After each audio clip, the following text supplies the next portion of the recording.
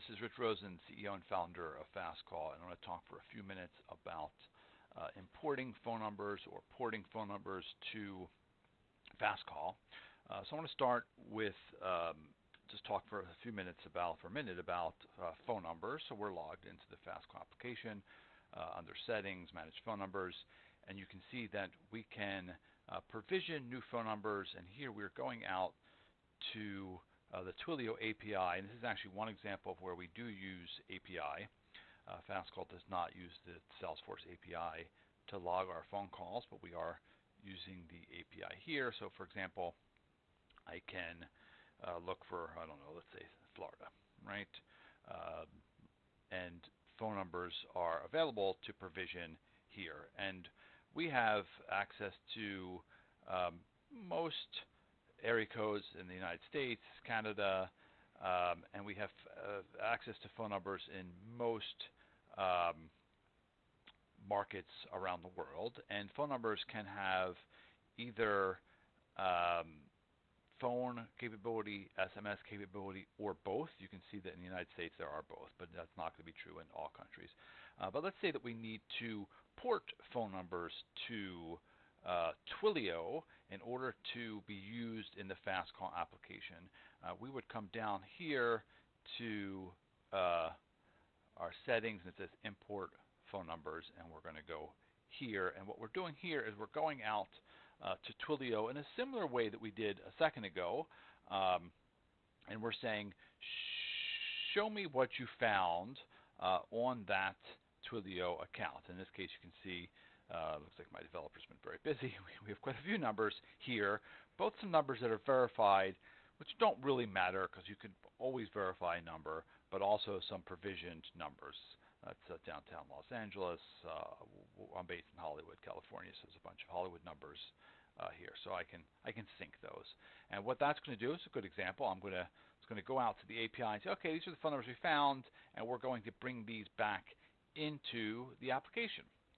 Now, these numbers that we are syncing back into the application would not yet be set up. So if I actually come back up here under phone numbers, I should see some that are new. Okay, I don't.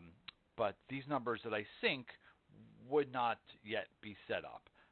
So let's talk about now how we're porting numbers to, and we're porting the numbers to Twilio, and they're coming from whatever existing carrier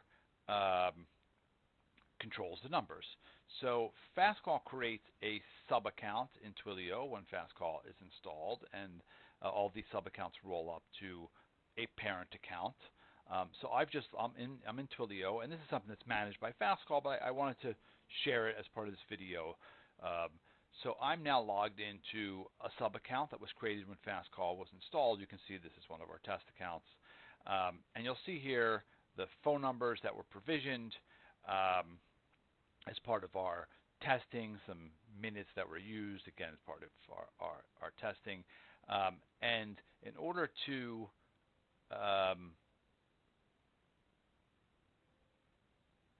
port phone numbers, we're going to come over and we're going to look at port and host.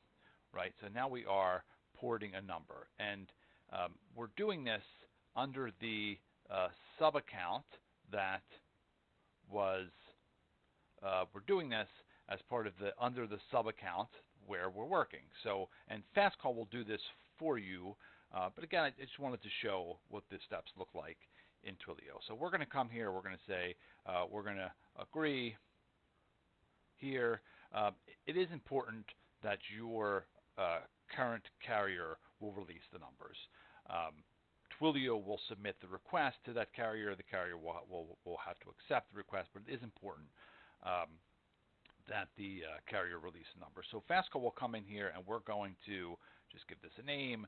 We're going to enter in your most likely business, well, most exclusively should be business, your business name, address, name and address. It does need to be exactly the same as what is on your invoice. We're going to list the phone numbers here for porting.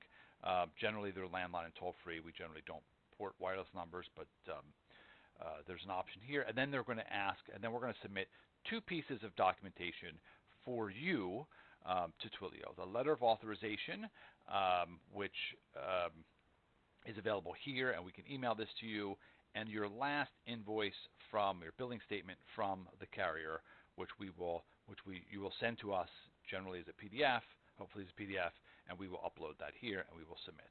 And once these are submitted, these phone numbers, Twilio will automatically create a phone record ID for these phone numbers. The number has not yet been ported, but Twilio will create a phone number record with an ID for these phones, and then the phones will go through different states of approved, and then they become real phone numbers, basically. And you would sort of see that here. So the phone numbers would be seen, well, maybe not, they won't maybe not be shown as an active number. But we have a phone ID, and that's what's important. So once that phone ID is created, we've submitted the invoice, the letter of authorization, the address. The address needs to match exactly what's on the invoice. We will come back over here. We would be able to, as we started, import those numbers. Even though the numbers are not yet ported, this is important, importing, we can import the numbers, we can sync the numbers into Fastcall because now they have an ID, and they will show up as phone numbers here when they're synced.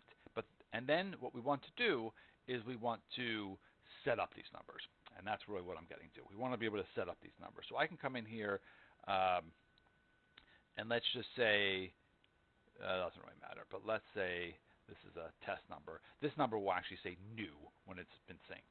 I want to come in here, and this is the number that I just ported, and I want to assign it. And we discussed that in other videos and other documentation. But once this number is assigned, so it could be assigned to a user or a group, and if it's assigned, let's just say the number can be assigned to a user or a group, and if it is assigned to a group, as this one actually is, it's assigned to an IVR, so I have a test IVR set up here. Is SMS enabled, we have the option to create a lookup to a campaign. If this number was assigned to a user, you want to come in for that user. Now, if this user has multiple phone numbers, the route would be set up already, but if this user does not yet have any phone numbers, you want to make sure there's a user route. So if there is a user route set up for this user, and you've assigned the phone number to the user, when the port completes and Twilio notifies us the port is complete, you're all done. Everything's set up, and the downtime should be minimal. If those numbers are ported and this all setup is not done, you've got downtime, and you've got to wait to do all this setup. So follow the steps. Okay, hopefully that's helpful. Email us back if you have any additional questions. Process is pretty straightforward. There is always a possibility that your current carrier will not release the numbers, or they go a little back and forth. Sometimes carriers don't like to release numbers. The most common request is that the name and address doesn't match exactly. There are lots of information on the Twilio website about this. You can certainly read about porting a number, but again, remember, you're porting it to the sub-account that's controlled by Fastcall, so Fastcall is going to help manage this for you, but you can certainly read about what Twilio is looking for in this process. Great. Let me know if you have any additional questions. Otherwise, good luck.